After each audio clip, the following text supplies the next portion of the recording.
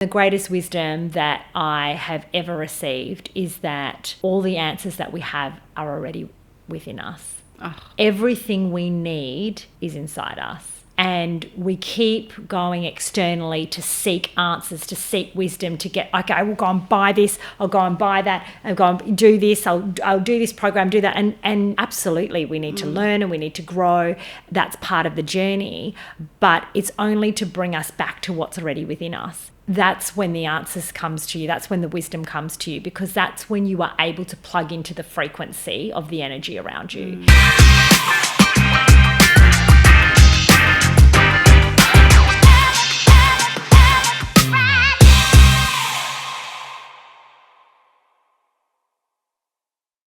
I got to start this episode right away because the funniest thing happened. I did the introduction with my amazing guest, which I'm going to talk about incredibly emotionally in a second. But we were talking, we were vibing and this and that, and I just had this funny feeling that one of the cameras was on slow-mo. The reason I want to bring this up is, there's some people in your world that you just go with it because you don't want to be embarrassed. You don't want to say anything. And this is the thing. This is why I want to introduce Jen in this way. I think we're both going to start crying now, aren't we? I introduced her the last time because we met for the first time in this office. And I was saying that when you walked in, you just had this energy about you that was infectious. And I felt immediately at ease. Like I could tell you my deepest, darkest secrets, and I would have been like, just met you for the first time. And that's why I'm so glad that you're on this podcast. There's just such an energy about you. And I just know, I can just see it. I can feel it, that you're already doing so much good for the world. And you just bring so much light into the world. And without further ado, Jen McMahon, which we'll get to in a second. Welcome to the show. It's just such a pleasure. Thank you so much for having me here. Honestly, I was actually quite taken back that you had asked me to come on the show. Really? Because, I know you've spoken about it before that your humility, Kat, is your greatest strength. And when you reached out to me to ask if I wanted to come on the podcast, I thought, oh, really, me? And it's so interesting, and this is why we vibe because in your initial introduction you spoke about how when I reached out to you, were like, oh well, what does she want to talk to me about? Why me? What have I? And yet to me, even though I had known you from a distance and I'd been watching you and following your journey and cheering you on, you were making such an impact in so many people's lives, and I don't think you really realised the depth of that impact and how much you were really transforming the way that people see themselves, the way that they see the world, the difference that they're making in the world. It was just you didn't, and that's your humility. And I had that same moment when you reached out and said, oh, do you want to be on Secrets in the City? Because I know that, there's been a lot of famous people that you've interviewed and a lot of world class. So for me, I was like, me? Okay, well, sure, I'd love to, but I had a moment of, really? Have I got anything really interesting to say? And even today, as I was thinking about my secret, those thoughts kept coming into my mind. Oh, what am I going to say? What if I'm feeling a bit flat and I don't really, and it was that kind of monkey mind, imposter syndrome, all of those things, your inner critic that was going through. But I think humility is something special because there's not a lot of people that truly have it anymore, not in this world.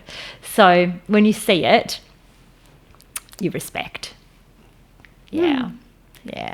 And that's the end of this episode because I've gotten what I wanted. Who cares about anyone else? No, joking. It's funny that you say that because I remember, and it actually happened just outside in the driveway, girlfriend of mine, we were chatting and so forth, and she was saying that she was chatting with someone who was following me for a while, but then stopped because this person said, oh, Dr. Kat is so full of themselves. Wow. And that obviously, out of, all the people, that one comment always stuck. And it's funny about perception. And I guess that's what I'm trying to say here. Perception can play so many games on us because what you see is not always what you get. Yeah. And perhaps when we met for the first time, maybe we both thought you were just you. Yeah. And I think there's something there. There's something within all of that when you're constantly seeking externally or seeking outward for validation of your worth, of who you are and your identity, then you can never truly, truly be fulfilled or truly feel joy or even a sense of accomplishment in what you do because you're always... And so, it's hard because we live in a world which... is so instant in its gratification, and we seek validation through awards and through successes through financial revenue and net profit and figures and social media likes and comments, and so the construct of our world is built around that. So how do you let go of that to truly go inwards, to build your self-worth from inside, so that then when somebody says, oh, you're full of yourself, or oh, you're fake, or I don't really like you, that it doesn't affect you. Yeah. And it's funny because this was years ago, and I think if I got the same comment now, I would just think, I wonder why they think that way. I'm curious because I don't think we're going to be impervious to those kind of comments, but it's actually learning from them. And sometimes you say, okay, that's what you think, but that's not what I think, and moving forward. So, but this isn't about me. Firstly, why don't you introduce and tell everyone, if you were to tell a 6-year-old what you do, what is your reason for getting up in the morning and making a bit of money, of course, because, we can't help people if we're broke. What would you say?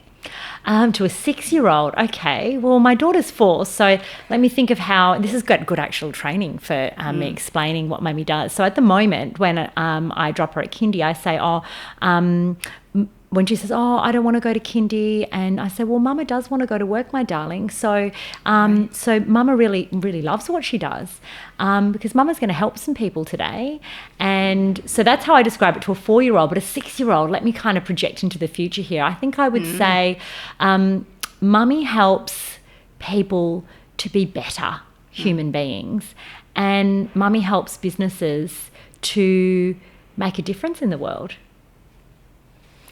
Isn't it funny that and we were talking about this before because it's something that my dad told me. He said, if you're truly smart, you don't have to show it to anyone. You don't have to prove that you're smart. And that's why, I love my dad to bits, but he always did things simply. And when you said that, isn't it funny that sometimes we complicate things? Yeah. And that was said so beautifully. So what got you into this field? Well, I've always been connected to people. I've always worked in front-facing roles, even from when I was studying at university. I was in retail. I was always front-facing with customers. I loved that interaction. I worked in fashion retail for 6 years. And I just enjoyed hearing about people's lives and stories. And, when someone would put a dress on and they would come out of the change room and they would point out everything that was wrong with themselves and their body.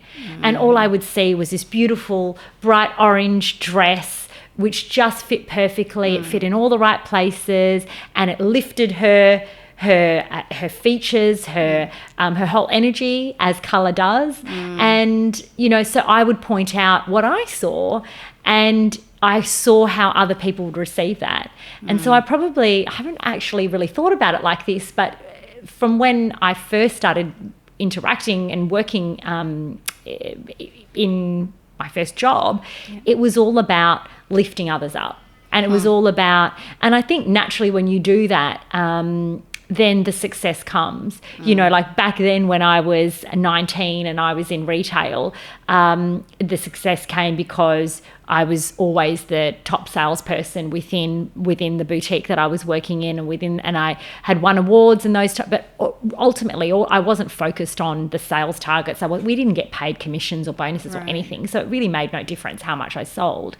But because when someone would walk out of the change room, and I genuinely would just tell them what I saw, and I guess I've always been intuitive in that I can feel other people's energy and I can feel, and so I would just vibe off that. And if I could see that somebody needed a lift, I would ask them about their day, and I would ask them why they're buying this dress and what is it for and what does it mean to them. I'm going to a wedding and who's getting married? Oh, my daughter and I would ask them about their stories. How did they meet? And the more that they spoke and they opened up, the more that we would connect. And then I was able to then understand how they wanted to be present on the day, what energy they wanted to bring. And then I would show them how they could do that through the clothes and through the colours.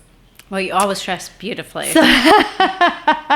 And so I guess then that just sort of led in, and at university I went and I studied marketing and communications, usually because I didn't really know what I wanted to do. And then sort of my first role out of university was working in an office environment within retail. I went into buying, and then procurement, and then operations management, and I kind of just, and everything's always been around people. It's always been around leading people or inspiring them, or back then we used to call it we used to motivate people and we used to influence people, but ultimately it was just interacting and finding out what's important to them and bringing that out.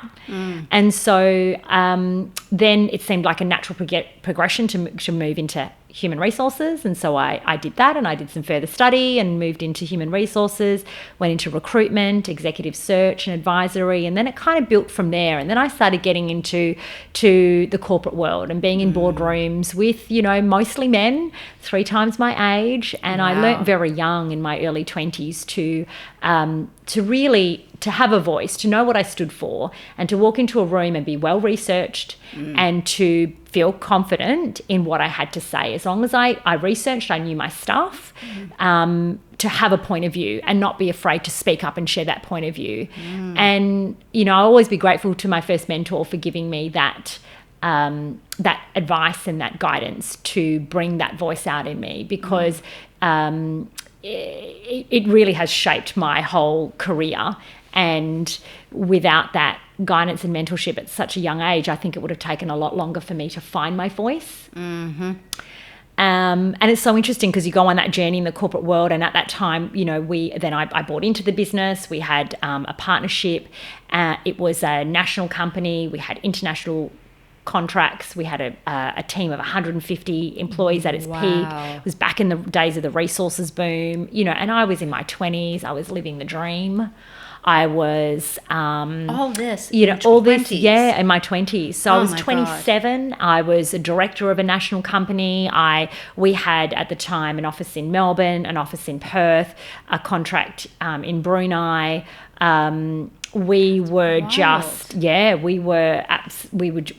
I would get up out of bed and I would just be bouncing off the walls because I got to find people their dream role. I got to go and be in some of the boardrooms of the biggest deals in Western Australia at the time.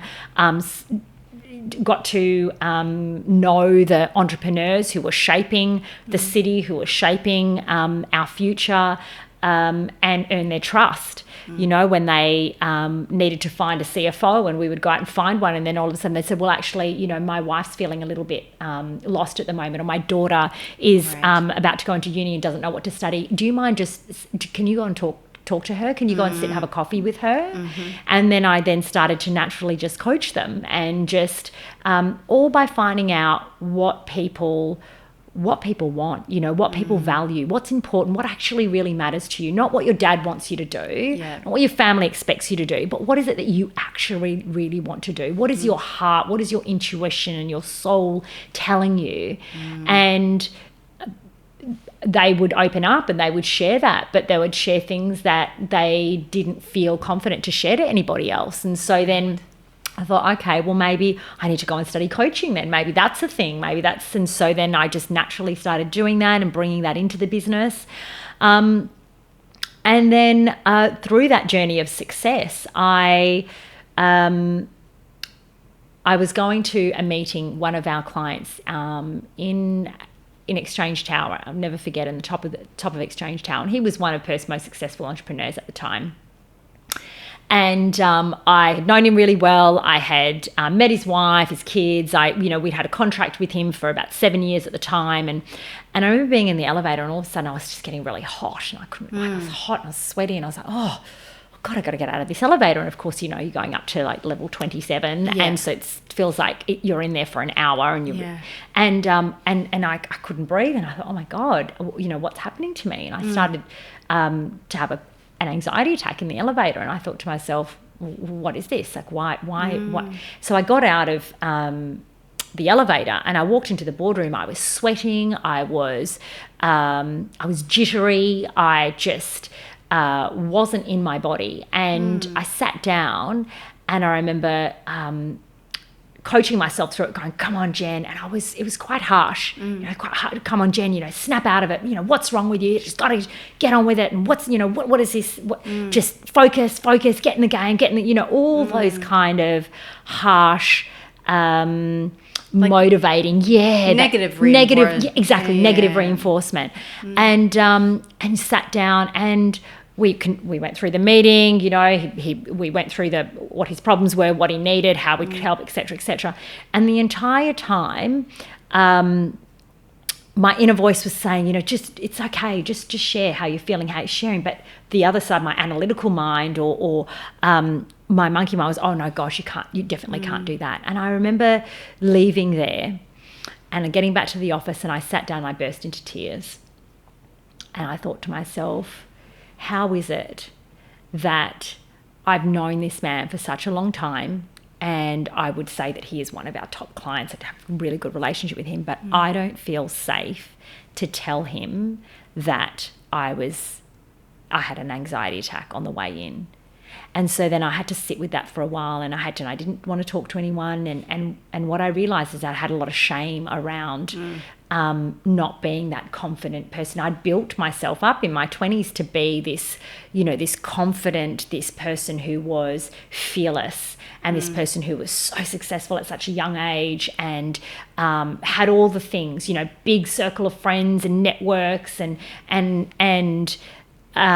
how could I possibly admit to myself, let alone anyone else, that I was struggling? And I thought, why am I having anxiety? Because I love what I do. Yeah. I'm so blessed and fortunate. I had a very traumatic upbringing, and there's a lot of research around when you come from traumatic backgrounds that you either go two ways. It can be post-traumatic stress, or it can be post-traumatic growth. And the post-traumatic growth is where you build that resilience, because you turn that trauma into a positive, and you turn it. And I had done the work. I'd been to psychologists. I'd done the work on myself. So for me, I was living that truth. I had turned that trauma into growth, and I was moving forward, and this success was coming, and I was feeling vibrant from it. So why was I?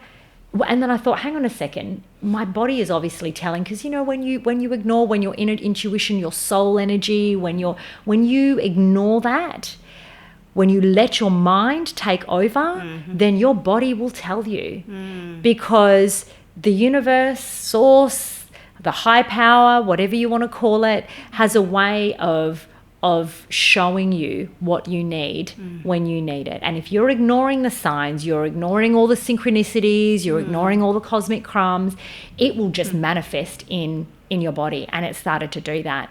And then I started suffering from anxiety more frequently, to the point where I couldn't get on planes, I couldn't get in elevators. Wow. It was debilitating. And I felt I couldn't share it with anyone. I felt so ashamed of the anxiety that I just kept it all inside, and then that became a self-fulfilling prophecy. Right. And so then I thought, so I went back, I started seeing my psychologist again, I started unpacking all of that. And then through that, started reaching out to different types of thought leadership, of different types of teaching. And back then, there was Tony Robbins, there was Landmark, there wasn't a lot, there wasn't not like it is now. Podcasts were only just kind of, coming out, and there was, so I listened to a couple of podcasts. I never forget a coach back then, Matt O'Grady, who was kind of a high performance coach, but a spiritual coach as well. And so anyway, I found a coach online, and we used to Skype, and he was over in the US. we would Skype late at night. And so then I started to unpack why I was feeling this way. And then I guess that kind of catalyzed a journey of just being obsessed with learning and growing and unpacking and understanding why I was feeling this anxiety, why somebody who could be so blessed in what they have and and be so driven and committed and energized, why would I be suffering from anxiety? And what I realized on that journey was it's because I had lost connection to my purpose and my values. On that wheel of tendering, winning tenders, profit margins, getting more bums on seats, amassing, at building our contractor payroll, all of the things, I had lost that true connection to what really energized me, which was that human connection. Going back to when a woman would walk out of the change room and feeling so critical of herself and feeling so low, and she would leave the store with a bright orange dress feeling alive. I wasn't doing that every day. I was doing it, but I was doing it sporadically, not every single day. And I realized that if I wanted to live my truth and I wanted to really truly realize and live my purpose, I had to do it every day. I had to find one moment in every day, big or small, where I was connecting with people in that way. And so then I started to kind of bring that into what we were doing in the company. But I realized that my business partner and I, we just weren't values aligned. She was an entrepreneur of the 80s who was very she grew up in a man's world, and she had to be hardened, and she had to be, and that was the identity that she took on, but she really valued money and profit over anything else. And so I realized that I couldn't realize my dream if I stayed in that company. So I walked away from that partnership in 2018. And started to ideate Modern People. I wanted a blank canvas, and our purpose at Modern People is to humanise the new world of work. It's to bring that humanity, to bring that heart and that soul back into work, everyday work, whether or not you are on a construction site, whether or not you are in a high-rise building, in mergers and acquisitions, or whether you're in a mining camp or office. Regardless of what the industry is to bring that humanity and that heart and soul back into work. And with that comes the meaning, right. Connecting people to what is their purpose? Why are they here? And what is the difference that they're making in the world? Because purpose can only truly be authentic purpose or your higher purpose if you are impacting another life. And the other life can be a human life, it can be an animal life, it can be the planet, Mother Earth. It can be, but for it to be truly higher and transcendent, you have to be making a difference. You have to be impacting. Yeah, I got a couple of things out of that. The first is that it's so important to listen to your body. And I always say that sometimes we listen so much to the loud voices of others rather than the silent voices inside us, meaning that as we were speaking about before, it's that validation. This is what, we're on this hamster wheel, might as well just go for it. But then you start hearing these voices and you're like, no, this is great. I'm making money. I'm doing this. You just sort of ignore them. Yeah. The other thing I got from that is that you were really, really busy. It sounds to me that you were chasing your own tail so much that you actually didn't know which way you were going, which exactly. I think would be a good little time to, what secret did you choose? The secret, and there were so many, and I know everyone says this, but there was about 5 that I could have chosen. But when I reflected further, I think one of my greatest fears is that there just isn't enough time. There isn't enough time to do the work that I want to do, to achieve what I want to achieve, to which my purpose is to bring the light in every person out and share it with the world. There is not enough time for me to get around and do that with every person on this earth. There's not enough time for me to go and interact with those people and show them what potential they have, and to turn those businesses around so that they equally value their purpose and their profit, and that they are using their commercial ability to solve the world's problems. You know, there's not enough time for me to do all of that. You know, there's not enough time for me to visit every country in the world. Like, I truly want to go to every single country in this world, and I find myself almost breathless sometimes because I think about everything that I want to do and the difference I want to make, and it's like, oh my God, I have this fear that you know, this lifetime is finite.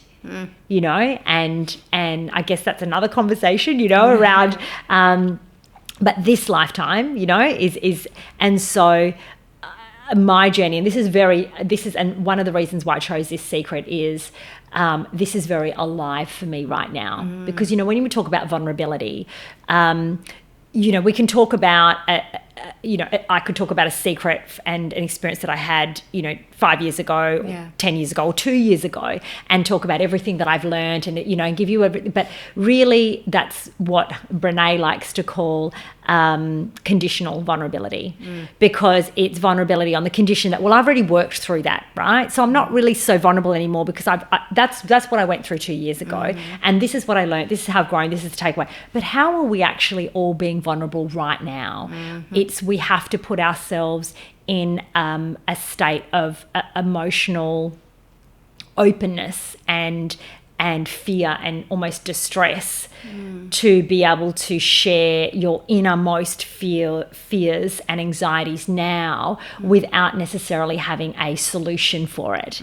You know, I can share what I'm doing and what I'm working towards, but, you know, it's very alive and very real for me right now. And so that's one of the reasons why I chose it. It's such a valid point, and I've actually never thought of it that way. Have you thought that this is almost like version 2 of what's happened before? What I mean by this is you're going up in the elevator, you're having that anxiety attack, and your body's trying to say, hey, Jen, why aren't you listening to me? I'm just wondering if it's almost like the sequel, that it's happening again. And there's a great analogy, I believe Michelle Obama uses it. There's, on the Volvo line, a random car gets picked up with this massive giant arm, and it gets shaken side to side. And you find out what falls out, because then you know what to fix. And in my head, what I'm seeing you is you're in the car and you're being shaken side to side, and I see you in the car saying, I've been through this before. Yeah. I don't know. That's what I got. I agree, absolutely, and I really I feel that, because I feel that every time, and you know, anxiety is something that it never goes away. You know, you learn to manage it, meaning you learn to work through it. You learn to breathe through it, to almost live. And live with it in a way that you can turn it into maybe an adrenaline boost before you're about to speak or get on stage, or before you're about to go into and meet a person that you feel anxious about meeting, and you learn to, but it never actually goes away. And so I find in life, I often, and I have 2 spiritual teachers at the moment, and one I've had for about 14 years.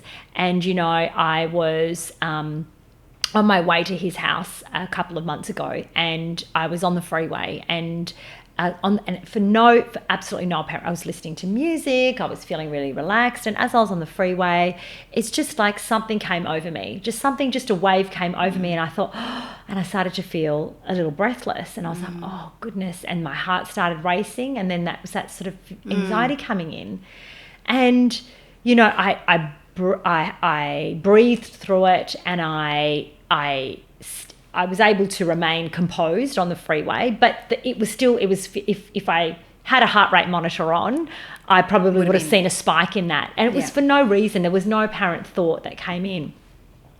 I thought, gosh, this is really, why am I feeling this way? I've had a really good day. It's not.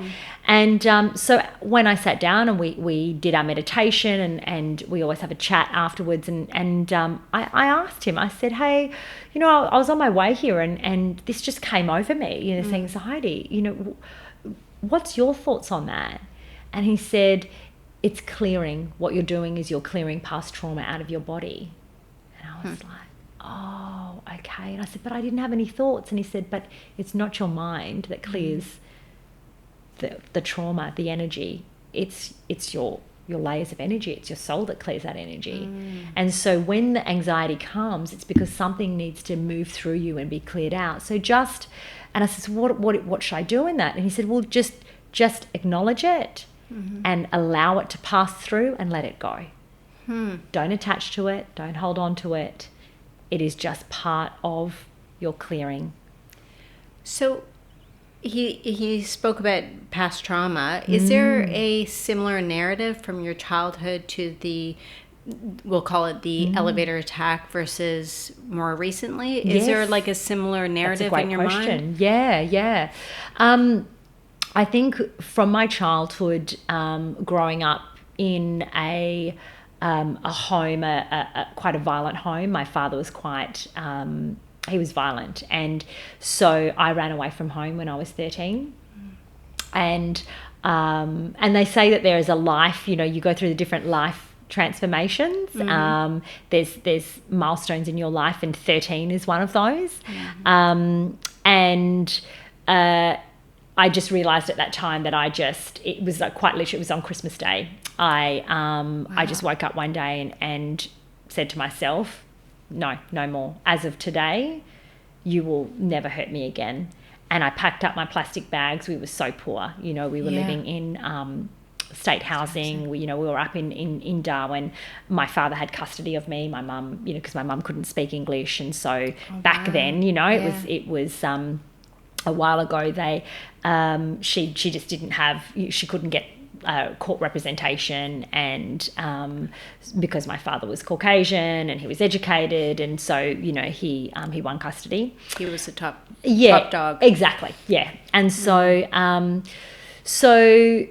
I just decided that day that no, that was it, and I packed my clothes in my plastic bags and I went to the phone booth and I called a taxi. And I'll never forget the taxi man. This lovely Indian man, and he looked at me and went, oh my goodness, are you running away on Christmas Day? And I was like, yes I am. He's like, okay, where do you want to go? And I said, I want to go to my best friend's house. Like, can you? This is the address. Can you take me there? So lucky, that a 13-year-old that nothing happened at that time because I didn't have a mobile phone or anything like that. No. And so it took me to my best friend's house, and my mum was traveling. My mum was in the travel industry, and so she used to travel on educationals a lot. And so she was away. She was in Thailand at the time. And so I stayed with my best friend for the 10 days while my mum was away.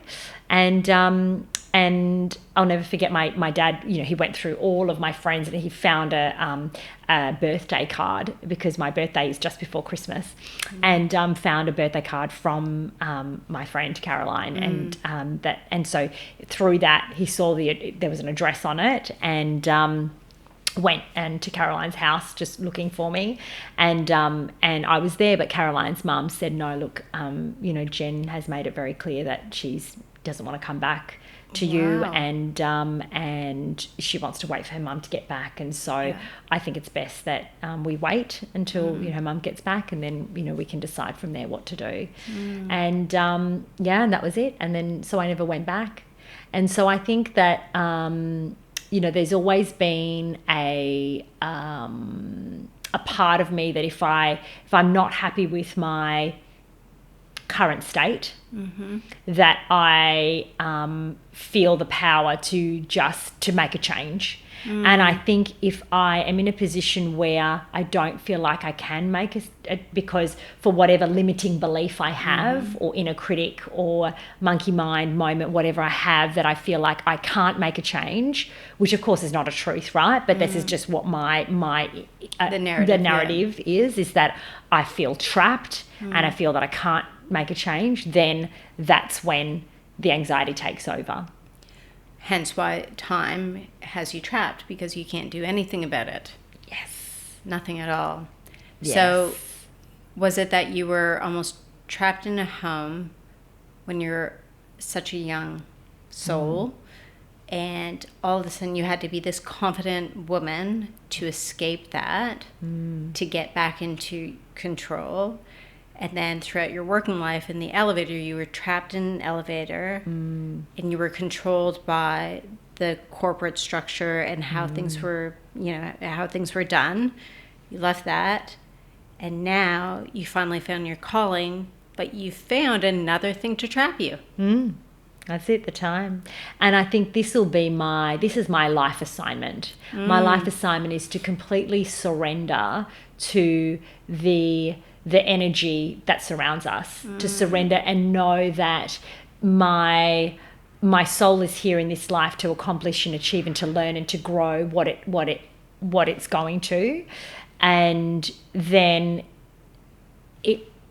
when this life ends, my soul will continue on and will continue on that work and that path and that mission, but just in another form. And to just kind of let go and surrender to that and not feel that I have to try and control it, or I have to try and achieve a certain amount in a certain amount of time, or that it's never enough, or it's just what it will be. And I actively work on that now with my meditations, with my energy work. I actively work on it with even the mantras and the affirmations that I have. I actively work on it in CBT and repatterning my thoughts. And when a thought plays out and it goes down that rabbit hole, I can go back and reprogram that.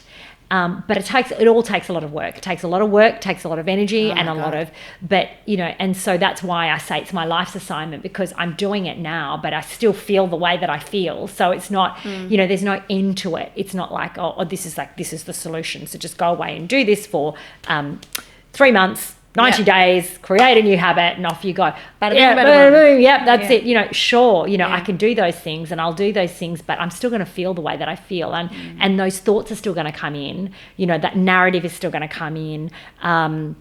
That critical self-talk will still come in. And I guess my life assignment is to, when it comes in, to acknowledge it, to honor it for what it is, and to let it go and just keep going. Yeah.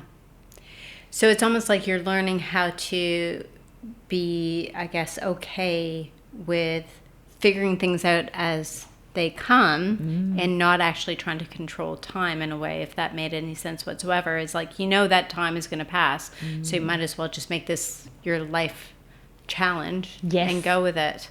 It's interesting because, as you know, I sort of quit. I had that, as Brene Brown would say, a spiritual awakening last year, and I was just like, I quit. I'm done. I'm done.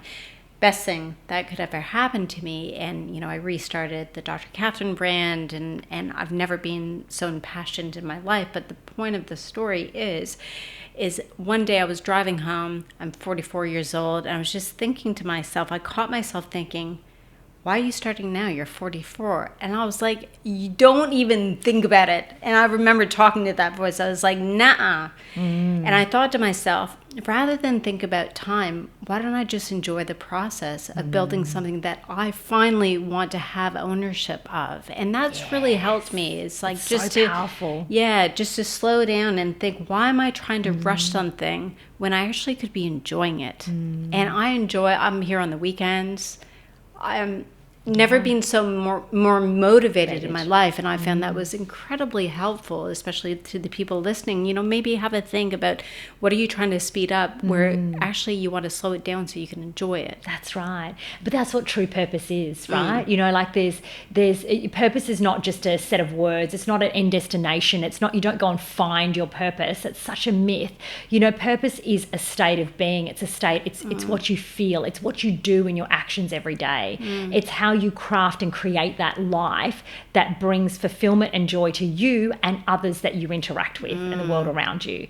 And so when you know what that is, sometimes you can't articulate it into words. Sometimes you can't quantify it into something like that's measurable, but that's okay. It's a state of being. It's an energy. Purpose is an energy. And when you know, because you know in yourself when you aren't feeling energized, you know when you're not feeling vibrant and full, and so, but you know when you are, because it's an intuitive thing. And when we can be still and silent enough to tune into that frequency of our intuition, we know how we're feeling.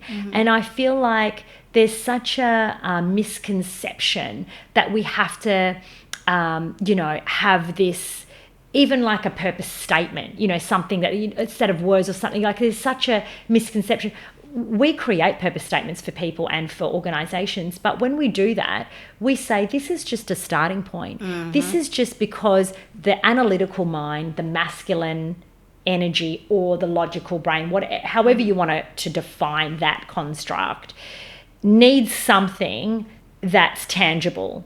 So we're going to give it that tangible thing. We're going to give it a statement so it has something to feel comfortable with. But what we don't want is for you to hold on to that and go, oh, okay, this is it then. This is finite. This is absolute, because that is not how it works. We want the feminine energy, which is your creative mind, which is your deeper energy, your intuition, to take that set of words and to start realizing it, to start manifesting it or living it or just being it. And it's not actually what the words say, it's what you do every single day. That is what living your purpose is about. And I love that you took that time to reflect because it's allowed you then to really tune into that intuition, to go, no, what is it that you're an amazing CEO, you're an amazing technologist, speaker, you're an amazing human to be around. But what is it that really fills up your energy centers? What brings you life and fulfillment and joy and wisdom? What brings you all of those things? And the Dr. Katherine brand is all of those things, because you coach, you speak, you mentor, you teach, you train, you advise, you guide, you energize, you inspire. You do all of those things just through different channels, right? And that's your purpose. Isn't that interesting? I did this post, I think it was a month ago, and I said, I don't have a purpose. But if you read the caption underneath, I said, I just don't have a purpose yet. And I found that in the past couple of years, I was so stressed because everyone's like, oh, what's your purpose? What's your mission? What's your vision statement? I'm like, I don't know. And they were like, what do you like doing? I said, and I always joke about this, I like hugging people, I like helping people, and I sure as shit like to buy shoes. And, the last one's a bit of a joke, but the first two, that's all I want to do. If I could just hug and help people for the rest of my life, that'd be great. And all the things that are associated with it. And that is really your purpose. Helpful. That is it. My purpose is to hug and to help every person that I meet. And the shoes is a byproduct of that, because the shoes comes as a result of that. Because through hugging and helping people, you make money through that. But so that on one side is how you live in a modern world, but on the other side, it's what brings you joy and fulfillment. It's what brings you a sense of significance. When you can help someone and you see the expression on their face, you feel the energy, you feel that radiating from them, that gives you life. So that's what it is. It's purpose is what brings us significance, but what brings us significance is how we make a difference in the world. Absolutely. Funny story about hugging, which I probably shouldn't tell on this, but my girlfriend Melinda, if you're listening, you will remember this. We had a couple of cocktails downtown, or in the city, sorry, not downtown, and we're like, well, why don't we go, to Hay Street Mall and go to the Mecca store and this and that. And I was, quite happy, you could say at the time, and it was like Friday, 6 o'clock, and I'm like, I just want to hug people now. Anyway, so I can't remember if she got this on camera, but if you were on St. George's Terrace, I was hugging everyone, and I think I managed to hug about 30 people. 30 people. Oh, there was my only God. one person who looked at me and basically thought I was a psychopath. There was even a guy that was in his car, and I could see that he was thinking, God, I'm going to be stuck in traffic for the next hour and a half to get home. I knocked on his window. I'm like, do you need a hug?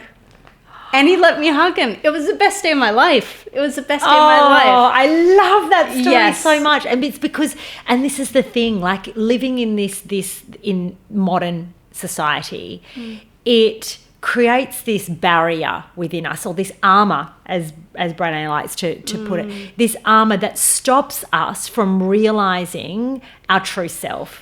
See, and so, because it took a couple of cocktails, right? And that's what alcohol does, right? It brings down that barrier without alcohol, but see, that's the thing, right? Like, how often would we go to St. George's Terrace without any form of and go and do that, right? Yeah, You probably would now because you've had that experience. Yes. But for somebody to actually just go and do that straight off the bat without any form of barrier breaker, it's really difficult. You know, Yeah. it's really, really challenging. It's really difficult. It's not something that people would do. But that's what we need to lean into, right? It's like, that's why psychedelics have become such a big thing. Yeah. Because it breaks down that wall, it breaks down that barrier that living in modern society has created. And we have then taken that on because, you know, it's our choice to take that on or not. We've then taken that on, either consciously or unconsciously. And then, you know, that stops us from realizing our true self. Have you ever done that? Psychedelics? No, I haven't. No, Yet? I haven't. No. Or would you ever? I feel like if I was called to do it, then you know, I certainly don't have any aversion to it. No, but my meditation, my energy work that I do is very deep, and I have gone into the quantum field many times. I have astrally projected before. I have those experiences already, so I don't feel, that's why I don't feel like I don't have a calling to take any you know, herbal medicine to reach that plane. You know, I did a breathwork workshop October last year with a facilitator who's just moved back from London to Perth, and he has studied breathwork for 15 years, and it's an intricate breathwork which goes through, and it's 2 hours mouth breathing, and in that, you know, the 2 hours felt like 10 minutes. Yeah. You're in a deep sense of transcendence, and you know, in that breathwork session, my father, who has passed, came to me. We had a great chat. We spoke, you know, in that. So that's why I don't feel called to do that. But I have a lot of friends that, you know, have felt called to do it. My best friend, actually, you know, she went to the Blue Mountains and she did an ayahuasca ceremony. She's done it twice. You know, she felt called to do it because, and the outcome of it was that reconnection back to nature for her. You know, she spent her entire second experience she spent 3 hours hugging a tree. She didn't move from the tree for 3 hours. But what it did when she came out of that trance state was it reconnected her back to her love of nature. And now she spends a lot more time, you know, out in nature than she did beforehand. So, you know, I think there's absolutely a time and a place for it, but I do feel on a spiritual level that there is a deeper calling. And what I don't agree with is how it's almost become this trend like fad. That really that feels really uncomfortable for me because because it's not you know, the tribes that have used it, the ancient wisdom that comes with plant medicine is sacred, and it's been used for centuries, and it should be honoured. It's not something that is just like a fad. It's almost becoming even like a social media trend, you know, people are, doing it and advertising, people are profiting from it. And it's dangerous. It's really dangerous. It is. I remember, maybe 30 years ago in Canada, when you go with the Inuits, they have sweat lodges. So you go into basically a teepee, they get the steam, and then you do it. But this was 30 years ago, and this was just part of their custom. And it's interesting exactly how what you're saying is basically, we've been connected to ourselves for a long time, but somehow along the lines we've lost that connection. And it sounds like for you, everything is about connection, but sometimes you go down the path and you just sort of lose that, and then you gain it back. And I could just imagine the audience right now, if they're in that state, what would be your advice if you feel like you've lost connection with yourself? What would you say to do? Sit with yourself. And that's really uncomfortable for most people to do. And so start small. So if that means just walking, because sometimes I'm so hyped up that I need to walk, and I don't feel comfortable to just sit down in silence. And so I'll start by just going for a walk, but not with no music, with no stimulation, just a walk in nature and I focus on what sounds I can hear. That's a good one. There is a Hawaiian meditation, which is a listening. It engages your auditory senses, and the practice is listening to the furthest sound that you can hear, and then coming and slowly going from the furthest to the closest until then the closest sound that you can hear. And you can do that walking, or you can do it sitting, but just bringing awareness back into the present moment. Present moment awareness is the cure for almost everything, because what happens is when we're on that state, on that wheel, and we're moving at a fast pace, or when we're in that fear state or worry state or high stress, high cortisol, what we're not doing is we're not in our body, and we're not in the present moment. When you bring everything back to now and bring it back to our senses, there's a 5 senses activity as well that I do often. It's 5 things that you can see, 4 things that you can hear, 3 things that you can smell, 2 things that you can touch, and 1 thing that you can taste. And you can do that. Like I'll do that when I'm in a meeting and I'm feeling that if I'm getting into a stress state because perhaps I'm not really happy with the way the meeting's going, or I'm not really happy with what's happening in the room, or I don't like the outcome, and I feel myself getting a bit tense, and I want to go. I'm feeling that urge to go into my masculine and to start just coming out with no, I don't agree. This isn't it. And when I start getting into that kind of state, I'll just take a deep breath and I will do the 5 senses activity. And I'll remain in myself and in the present moment. And while that's all going on, I've actually missed about, 2 minutes of what's happening in the room, which is great because I'm not caught up in that energy and that whirlwind. So then I speak from a different perspective. Yeah, you take yourself out of it to see clearer. Because I'm not caught up in what this person said, that person says, how they've reacted, because sometimes I can be too focused and hyper-focused on body language and words and emotions. And that 5 senses activity just takes me away, and nobody even knows that I'm doing it. I'm doing it when I'm in a room full of people. Just a little something for yourself. It's funny, I know my partner's going to be listening to this because he always jokes we have, for the audience, my partner's office is probably about 30 feet away from mine. And he'll be sitting there and he might be clipping his nails, and I'll send him a message going clip, clip, clip. And he has no idea that I can hear it. He's like, how do you have like incredible ears? Anyway, so that's going to be my one of the 5 senses is always going to be a nail clipper. I can hear those suckers from everywhere. Gosh, this has been so helpful, because I think the one thing that I've learned is almost like to fix oneself, it's a bit of a paradox. And the reason why I'm saying that is, on one hand, it's about the stress and high anxiety, but the medicine, if you will, for it is doing exactly the opposite, going into that uncomfortable state of trying to pause and be in the now. And would you say that pretty much every solution in life is kind of like that. Like you look for the simple solutions. It wasted a lot of time and money in looking for them, whether it's weight loss or anything like that. Oh, and that is my dog having a little throw up. Awesome for the viewers at home. And then, eventually the wise self finally realized, you know what, maybe I'm trying to take too many shortcuts and maybe I should just pause and take a longer cut and enjoy the process. Yeah. That's sort of what I got. Absolutely. I mean, the greatest wisdom that I have ever received is that all the answers that we have are already within us. Oh. Everything we need is inside us.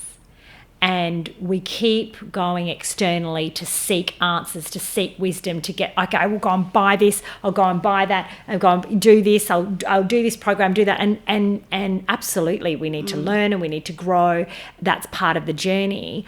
But it's only to bring us back to what's already within us. And that's why whenever I take moments and I just sit and I breathe and I listen and I reflect, that's when the answers comes to you. That's when the wisdom comes to you, because that's when you are able to plug into the frequency of the energy around you. And regardless of what you believe, this isn't about spirituality in terms of religion or anything like that. It's just about plugging into the frequency of the energy. I mean, if anyone follows any of Joe Dispenza's work, Dr. Joe Dispenza, they've even proven now that, our cells vibrate energy and frequency. It's no longer what we were taught in school about it being positive and negative neurons. It's actually there's now light. They're able to see that, and it's the frequency and the energy of our cells. So, that energy is around us. And so when we pause and we breathe, we tune in. And it may not come to us straight away. There's no kind of magical pill or quick fix that we say, right, yep, I'm sitting here. Okay, I've been sitting here for 10 minutes still and nothing's coming to me. We have to truly let go. And we just keep doing that, keep taking those moments, whether it's 5 minutes in the morning, whether it's 3 minutes in the afternoon, but just keep doing that. Just keep breathing and being still. And, it's a lot of people, will say in the shower, they get their creative moments in the shower or when they're sitting on the toilet. And the reason why is because they're actually alone and they're still. Yeah. And they're not thinking about anything. And I think another thing that has really helped me was letting go of meditation being having no thoughts. Because again, that's a myth, right? Because thoughts, they come and thoughts, they go. And putting that expectation that, the amount of times that somebody will say to me, oh, Jen, no, I can't meditate. Meditation's not for me. What else have you got? How else can you help us? Meditate, because I can't meditate. I can't sit there and I have, 10,000 thoughts. And that's exactly why you need meditation, because you sit down and have those 10,000 thoughts. Maybe meditation for you is just clearing those thoughts. Yep. Having them, letting it play out, letting that whole scenario play out while you're sitting down or while you're walking, and then letting it go. Because once you play it out, you can go, oh yeah, okay, well that wasn't really real, and you let it go. Yeah. But if we don't give ourselves the opportunity to let those scenarios play out, they stay with us, and we keep over and over again. Like it adds to tension, and it adds to anxiety, and it causes that stress and that cortisol response. So we just need to just breathe and walk and let it out and let it go. Well, maybe that can be a challenge for the listeners. If you're listening to this, we'll end with a challenge that for 30 seconds, even after this podcast, just be with yourself, enjoy the process, and see what comes up. Who knows? Who knows what problems you may solve? Well, Jen, as expected, this has been just a wave of wisdom that I knew you're going to provide. So thank you so much for your time today. I really appreciate it. Thank you so much for having me. I've just loved this. Time goes so quickly with you. I know. Oh, there you go. See, now we're back to your problem again. I'm going to. On that note, guys, thank you so much for listening and spending the time with us. And once again, never forget that every day is your chance to shine. Love you.